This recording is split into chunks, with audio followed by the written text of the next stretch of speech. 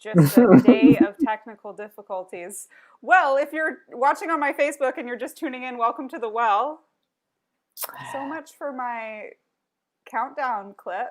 Anyways, my name's Emily. I'm a facilitator of powerful conversations that change people's No, lives and businesses.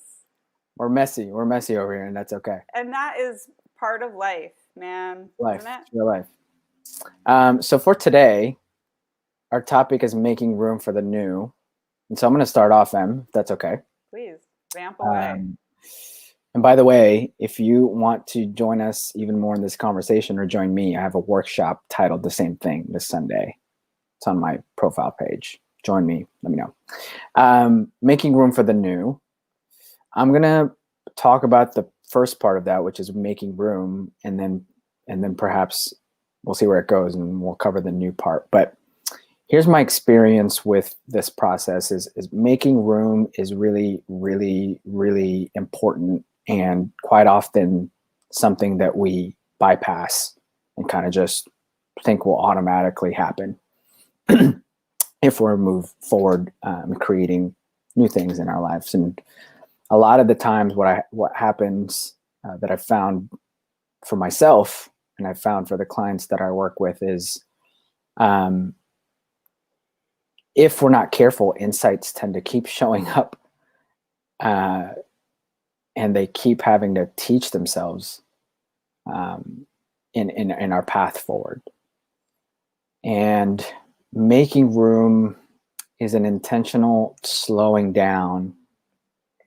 It's an intentional reflection, and it's an intentional tethering, not just from a conceptual level, but from a fully embodied level of the insights that you've experienced this year.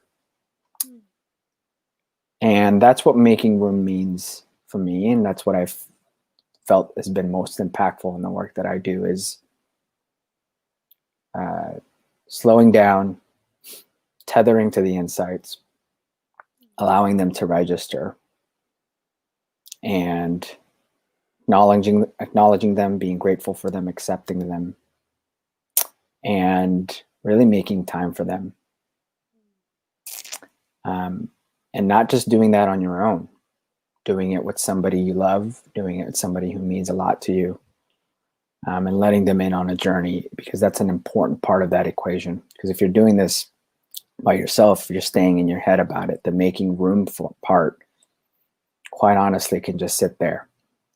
And doing this in community, doing this, whether it's just one of your best friends, someone you trust, a coach, obviously, it's a process. It's a process that one needs to be intentional about. And I'll ground that in a second, but I wanted to let you kind of respond to that. And what do you think?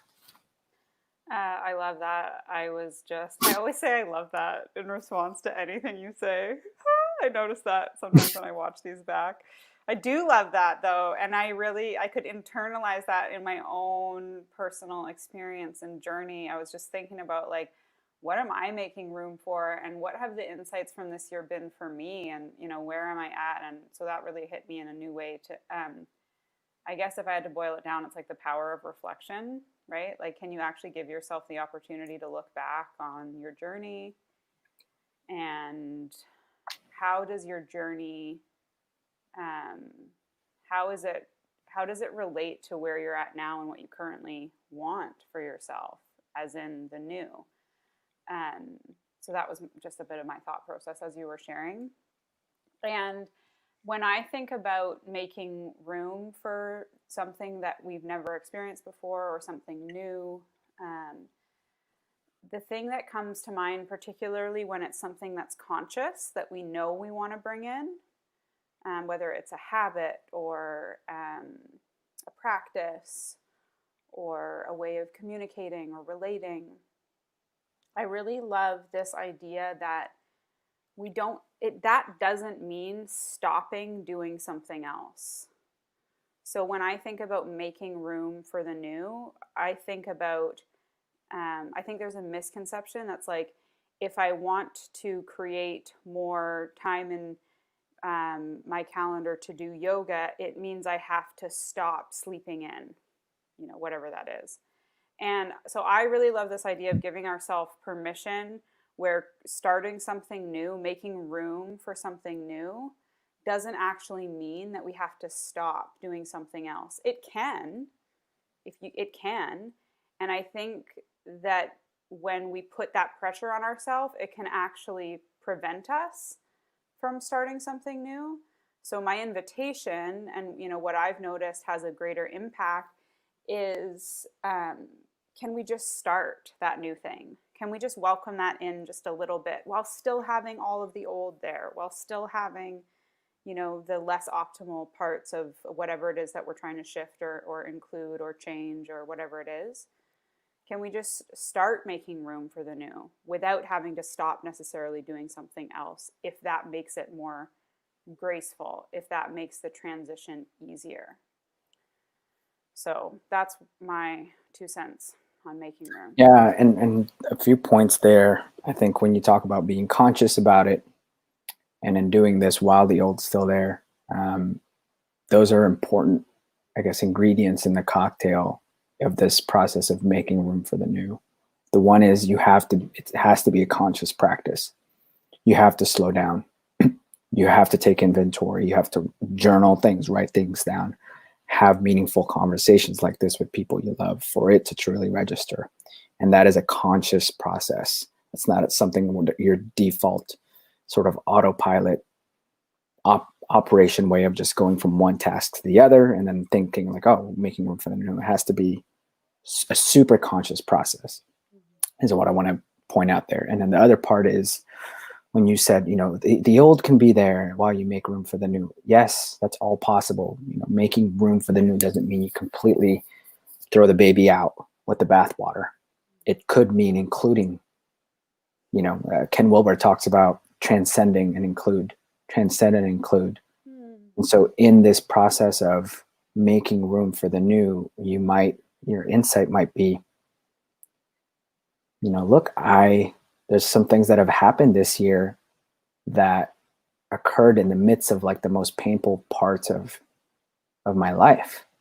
And actually within those bits, there's things I want to retain. There's things I want to take with me. And there's things I want to grieve and leave behind. So it can be both. It doesn't have to be either or in that process. And again, the key point is slowing down and having it be a really conscious practice on your side, in community with others, journaling, that sort of sharing the experience, right?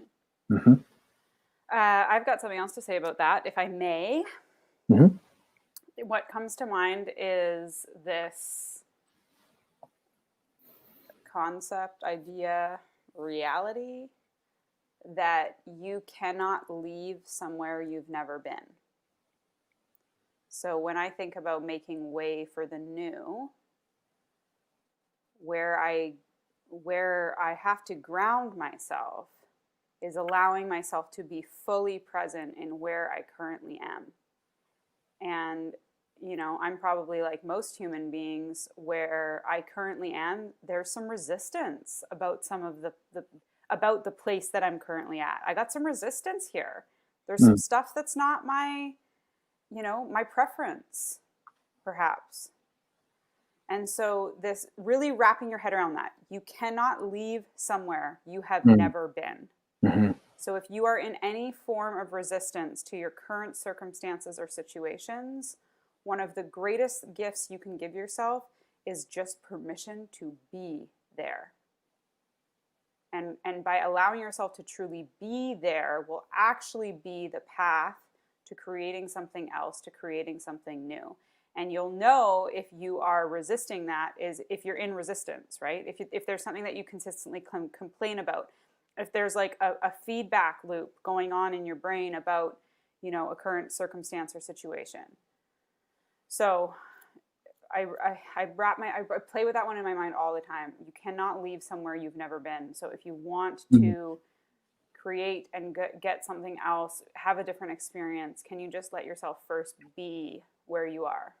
And that's really that piece of that you just mentioned, over and over again, that I think is just solid, is slow down, be here, be here.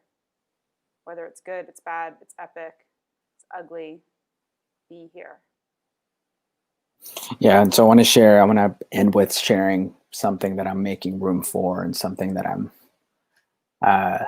that's evolving this year. That was a big insight for me. It was actually in my relationship with my wife.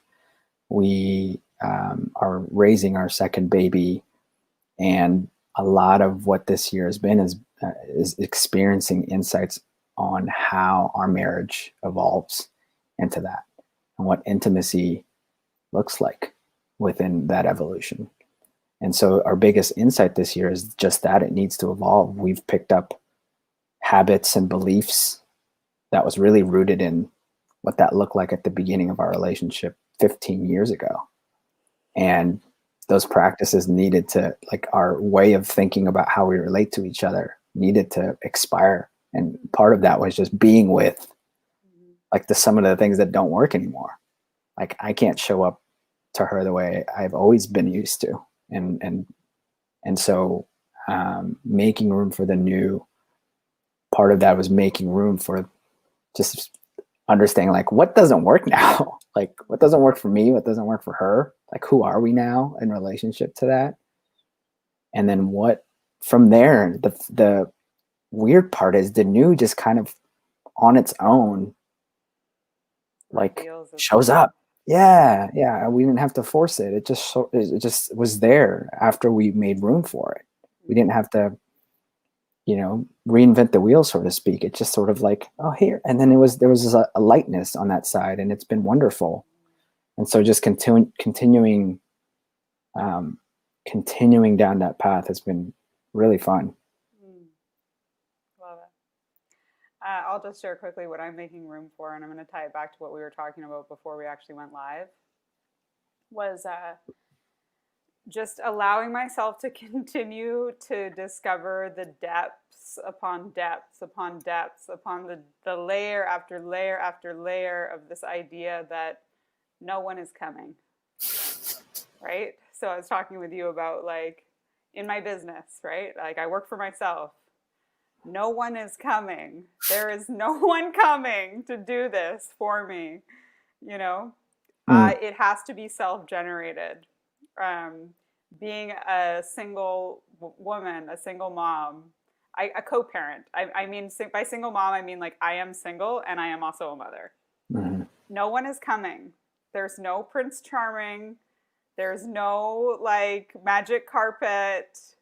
Like, so just the layers upon layers of, like, my life is on me.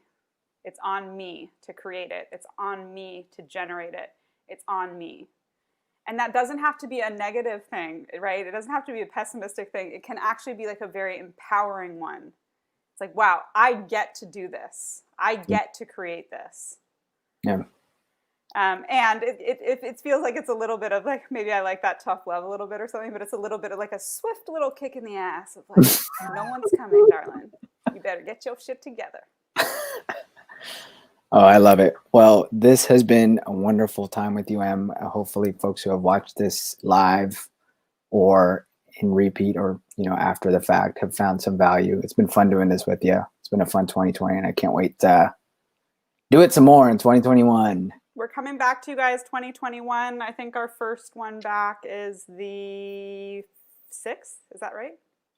Whatever the first Wednesday in January is. Right. We will be here at 1:00 Pacific time.